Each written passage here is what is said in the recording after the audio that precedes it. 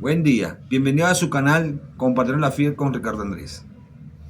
El tema de hoy va a ser ¿qué es la cruz? Para nosotros los católicos, la cruz representa mucho más. La cruz no representa muerte, no representa el final, no representa el sufrimiento. Para nosotros los católicos representa todo lo contrario, vida, esperanza. Es un pontificio que hay entre la vida y la muerte, que ¿quién lo construyó? El Señor Jesucristo cuando murió en la cruz y pagó por todos nuestros pecados. Porque la dádiva del pecado o el pago del pecado es la muerte. Él sabiendo como Dios, porque su naturaleza es ser Dios, se condicionó bajo un cuerpo humano para venir hasta la tierra, padecer nuestros sufrimientos carnales, nuestras tentaciones, y siendo hijo de Dios, pero sobre todo hombre, tener la fuerza de voluntad necesaria para no pecar y hacer siempre la voluntad del Dios Padre Creador. Cuando Él toca la cruz era un signo que los romanos usaban, el pueblo de Roma usaba para todos los judíos o los israelitas en esa época. ¿A quiénes crucifican? A los ladrones, a los asesinos, violadores. Toda persona que era vergüenza hacia el pueblo de Israel eran crucificados y avergonzados en una cruz que consideraban ellos vergonzosa o maldita. Lo que no sabía los escribas y los fariseos, que el cordero, o sea, no era un cordero, el Hijo de Dios en la tierra, el Mesías, al morir en la cruz con su sangre, que era justa, porque él no pecó nunca, purificaba y la bendecía esa cruz.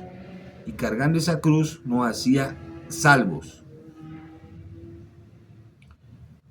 Hoy una persona se me acercó en la iglesia, la Catedral de Pereira, y me pregunta, ¿por qué en este año me han pasado tantas calamidades?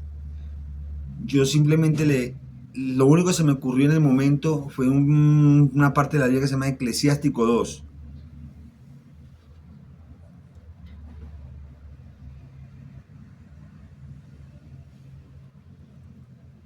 ¿Por qué Eclesiástico 2? Es la parte de la Biblia que yo considero más fuerte con respecto a la exigencia de Dios. Y dice así: hijo mío, si tratas de servir al Señor, prepárate para la prueba. Fortalece tu voluntad y sé valiente, para no acobardarte cuando llegue la calamidad. Aférrate al Señor y no te apartes de Él. Así al final tendrás prosperidad. Acepta todo lo que venga y sé paciente. Si la vida te trae sufrimientos, porque el valor del oro se prueba bajo el fuego, y el valor de los hombres en el horno del sufrimiento. Confía en Dios y te ayudará. Procede rectamente y espera en Él. Ustedes los que honran al Señor, confíen en su misericordia, no se desvíen del camino recto para no caer. Los que honran al Señor confíen en Él y no quedarán sin recompensa. Los que honran al Señor esperen prosperidad. Vamos a analizar esta primera parte. Primero que todo, si vemos al principio dice hijo mío. O sea, nos identifica como hijos. Adoptivos pero hijos. O sea, nos da el título de hijos, allegados a Él. ¿Gracias a quién? A la muerte de Jesucristo nuestro Señor. Y dice más abajo, dice, si tratas de servir al Señor, prepárate para la prueba. O sea, si tratas de hacer la voluntad, ser fiel a su mandato, prepárate porque lo que viene no es fácil. No. Si Jesús en el Getsemaní le dijo, Señor Padre Dios, aparta este cáliz amargo de mí, pero más sin embargo haz tu voluntad, no la mía. Jesús como ser humano, pongámoslo así, sudó gotas de sangre, estaba angustiado, tuvo miedo. Pero él sabía su condición humana, pero sabía su naturaleza. ¿Cuál es su naturaleza? Ser el Hijo de Dios. ¿Cómo sabemos eso? Lo sabemos de la siguiente manera. Busquemos en nuestra Biblia Juan capítulo 3, 16. De tal manera amó Dios al mundo, Dios amó al mundo, o sea, la humanidad como tal, el mundo es la humanidad, que ha dado a su Hijo unigénito. Se sobreentiende que es el primogénito, el primero de todos sus hijos. El Señor Jesús lo dio para que todo aquel que en Él cree no se pierda, más tenga vida eterna. ¿Qué significa tener vida eterna? Lo que confirmamos en Eclesiástico 2. Hijo mío, ser hijo adoptivo del Creador. No somos merecedores de ese reino. Estaba al principio Dios Creador y el Verbo. El Verbo es Dios Hijo. Están los dos en santa comunión Él con Él. Crearon al hombre, tuvieron el pecado, tuvieron paciencia, mandaron profetas, todo lo demás, hasta que Dios dijo, este es el momento de mandar o que tú vayas, hijo. Mandó a Dios Hijo. Por eso dice, hijo mío, si estás para someterte a la voluntad de Dios, ¿ok? Prepárate para la prueba. Donde nos quedamos en el Eclesiástico dices, y sé paciente, si la vida te trae sufrimiento, porque el valor del oro se prueba en el fuego, y el valor de los hombres en el horno del sufrimiento. ¿Qué quiere decir el valor del oro? El oro es un mineral precioso muy cotizado aquí en la tierra, o sea, vale mucho. Dios, para nosotros, para Dios, valemos mucho. Tanto valemos que mandó a su Hijo. Entonces, usted, yo, todos somos hermanos porque hay un Cordero, porque hay un Creador. Todos somos piedras preciosas. Preparémonos para las pruebas. ¿Cómo vamos a sacar lo mejor de nosotros? A punta de fuego va a salir el mejor parte del oro. Cuando un herrero hace una pieza de metal en la era antigua, agarraba el bloque o el pedazo de metal, lo sometía a fuego y a punta de martillo sacaba una preciosa espada con buen metal firme, que no era quebradizo ni nada por el estilo. Sí, yo sé que a veces perdemos seres queridos, como en mi caso, yo ya no tengo padre, no tengo madre, he perdido unos hijos,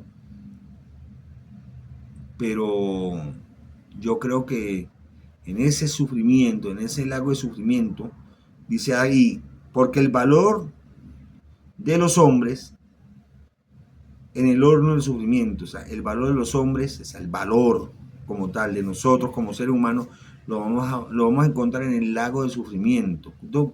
¿Cómo es el horno del sufrimiento? El horno. El horno es una cavidad de arcilla o de bloque cerrado y se pone a mucho calor, a mucho fuego, a mucha temperatura y se quema lo malo y se queda lo malo puro. O sea, el hombre lo mejor se desecha, lo peor se desecha. ¿Y qué va a quedar? Lo que Dios necesita de nosotros. Va a sacar el mejor parte de Ricardo, la mejor versión de usted que está viéndome. Ese es el horno del sufrimiento para el hombre. Por eso todos tenemos que saber, confía en Él, confía en Dios y Él te ayudará. Ese mismo Eclesiástico 2 dice, confía en Dios y Él te ayudará. Procede rectamente y espera en Él. Aún así Dios te dice, te va a venir pruebas, te va a venir un horno, un sufrimiento, una calamidad. Yo voy a estar ahí contigo. Confía en Dios, o sea, confía en Él mismo y Él te ayudará. O sea, nunca vas a estar solo. Era unos tomos pasados que era, ¿y Dios dónde está en las calamidades? Ahí te da la promesa que siempre está en las calamidades. Procede rectamente y espera en Él. Te dice qué hacer, procesa. Así que sigue recto bajo la orden de los 10 mandamientos, los actos de misericordia corporales y espirituales, lo que mandó el Señor Jesús, automáticamente muchas cosas buenas vendrán. Ustedes que honran al Señor confíen en su misericordia. Oigan bien, y ustedes que honran al Señor confíen en su misericordia. Si la misericordia del hombre, que no tenemos nada bueno, si nos mantenemos en oración y en silencio, es una misericordia que a veces que asombra a personas. Ahora me dice esa misericordia tan bella que tiene Jesús. La misericordia, el acto de misericordia más bello y más grande que puede ser Dios con nosotros Simplemente nada más y nada menos que él bajo de su condición de naturaleza de ser Dios. O sea, lo natural era que Jesús estaba con Dios gobernando. Él tomó la condición de un cuerpo humano, vino, miró todo lo que sucedía, se sometió a tu cuerpo en necesidades tanto corporales como hambre, comida, en tentaciones, porque el demonio pudo tentar al Hijo de Dios y él simplemente se apartó en muchas ocasiones. Y ahí, así mismo, siendo inocente, se permitió una muerte temporal pero trágica. O sea, fue golpeado, lacerado, humillado, escupido. O sea, no nos me caigamos a mentiras ni digamos barrabasadas. Ni yo, ni no creo que ninguno de ustedes puedan decir, yo voy a aguantar la mitad de lo que subió Jesús. Hace tiempo estaba conversando con un amigo que es sacerdote y me decía, Ricardo, tú quieres ser buena gente. Cuidado con lo que tú quieres ser, porque tú no puedes bajar a Jesús de la cruz y montarte tú. Yo en ese momento no entendí. Hoy pensando sobre el tema todo el día, entendí esa parte de mi vida. O sea, yo quiero ser bueno, pero yo nunca voy a ser como Jesús. Nunca. Y si me toca en ese momento asumir la crucifixión, yo creo que con la primera cachetada yo me desmayo. Una cachetada, la corona de espinas, yo ahí hasta ahí llego, me muero de un infarto. Yo creo que ninguno de nosotros pudiera aguantar eso. ¿Quién no puede aguantar? El Hijo del Hombre, el Señor Jesucristo. Aquí en Eclesiástico 2 dice más adelante, los que honran al Señor confíen en Él y no quedarán sin recompensa. O sea, los que sigan recto a su voluntad y a su determinación de vida. Decíamos en capítulos anteriores que Dios escribe recto sobre líneas torcidas, que la línea torcida es nuestra vida. Pero si mantenemos rectitud entre esa escritura recta del Señor Dios, Padre o Dios Hijo, en esa línea recta, mantenemos eso, nos da que no vamos a perder la recompensa.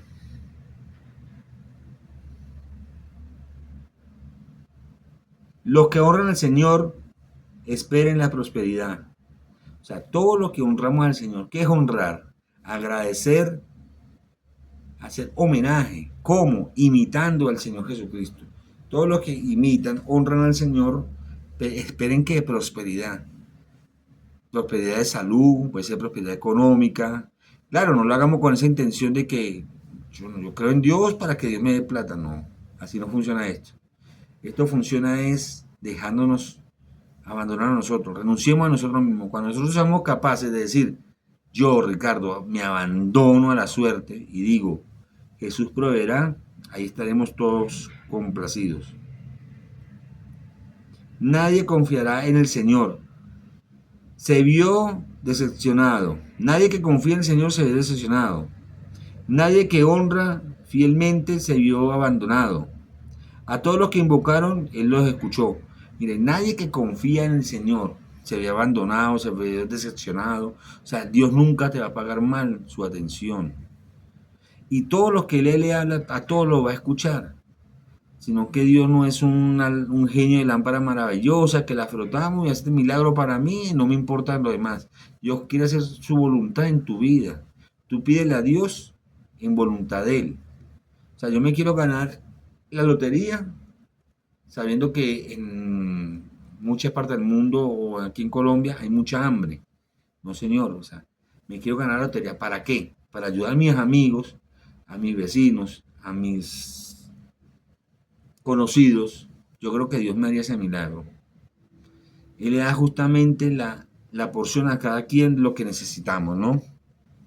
Más adelante dice, porque el Señor es tierno y compasivo, perdona los pecados y salva en tiempo de aflicción. ¿Qué quiere decir? Dios es tierno y compasivo, o sea, es amoroso y tiene compasión de nosotros porque sabe que somos débiles, tanto de todos, somos seres humanos, somos criaturas, no somos dioses, somos criaturas. Y salva en el tiempo que estamos más decepcionados, donde nos va a ayudar más, porque así funciona la misericordia. Entre más miserable es la vida del ser humano, Más grande es la misericordia del Señor Jesús. Lo digo por experiencia propia de verdad. Pero hay de los corazones cobardes y las manos perezosas. ¿Cómo son corazones los cobardes? Cuando nos dicen a nosotros, tú eres católico, tú crees en Jesús. No, no, no, yo soy agnóstico, yo soy tal cosa, no. Eso es ser cobarde, un cristiano tibio. Hay que decir, sí creo en Jesús, creo en lo que yo creo. Yo por lo menos, a diferencia de nosotros, los católicos, a diferencia de nuestros hermanos los separados o protestantes, creemos en la Virgen María, que es el primer tabernáculo que tuvo Jesús aquí en la tierra, porque Dios Padre concibió gracia en ella. Necesitaba un lugar puro, libre de cualquier cantidad de maldad, para que ese Hijo, que era del Espíritu Santo, encarnara aquí en la tierra. Encontró gracia en donde, en la Virgen de Nazaret, en la María de Nazaret, que ese es nuestro secreto. Pero yo creo en la Virgen y creo, claro, obviamente, Dios Padre, Dios Hijo y Dios Espíritu Santo. Yo no creo que la Virgen María es un Dios, que no. La Virgen María es una persona muy especial para mí. Jesús me la dejó como madre y la adopté como mi madre y él me adoptó como hijo. Y no me da pena decirlo. Porque de eso trata, de no abandonar la prueba del Señor. ¿Qué harán cuando el Señor los ponga a prueba? Los que honran al Señor obedecen lo que Él ordena. Los que honramos, a lo que queremos imitar al Señor, obedecemos lo que Él ordena. Si Él dice, Ricardo, quiero que seas fiel, así vayas en la vida llevando golpes, garrote, robos, pero quiero que seas fiel, tengo que serle fiel. ¿Okay? Lamentándolo mucho para nosotros, los flojos, digo nosotros, me incluyo porque no hay nadie que esté libre de pecado en este momento. Entonces, todos somos pecadores. En algún momento dudamos. Él no le gustan las personas que son flojas, perezosas, ni mucho menos que no obedecen. Los que honran al Señor y están siempre dispuestos a humillarse delante de Él. Humillarse no es que porque Dios quiera vernos mal, no, Señor. Es humillarse, es arrepentirse de ser malo, porque nuestra naturaleza, estamos en un mundo lleno de pecados, somos malos. Necesitamos humillarnos y decir, estoy arrepentido, perdóname, y buscar consuelo en su corazón y en su acto de misericordia.